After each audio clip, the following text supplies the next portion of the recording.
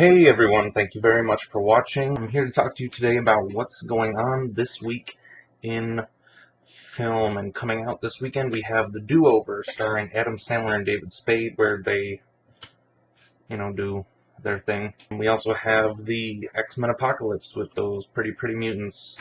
I have to say, it looks really cheesy and kind of mediocre. Not much to say there, really. What I consider the big one coming out this week, though, is Through the Looking Glass. And to me, that's the big one because I am a huge Alice in Wonderland fan. And I think that in order to properly review that one,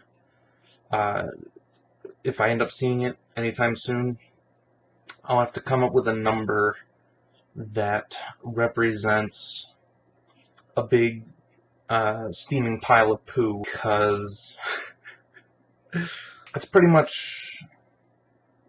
The last one was slightly better than that, and sequels as it is are already pretty iffy, and I think when you take a sequel that's bound to be bad and make it for a movie that was already bad, you're just going to get a big steaming pile of poo.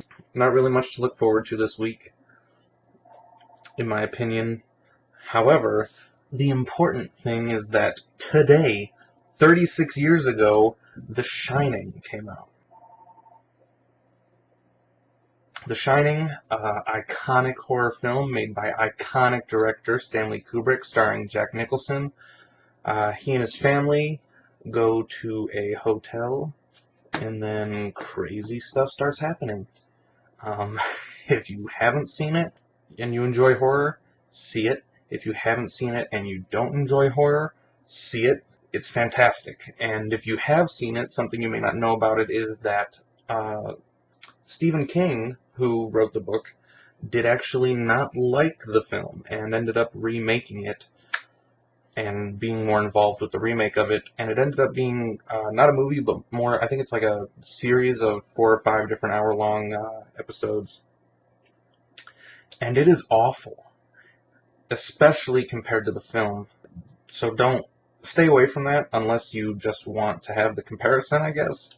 But yeah, definitely see Stanley Kubrick's The Shining. And that's it. Shining.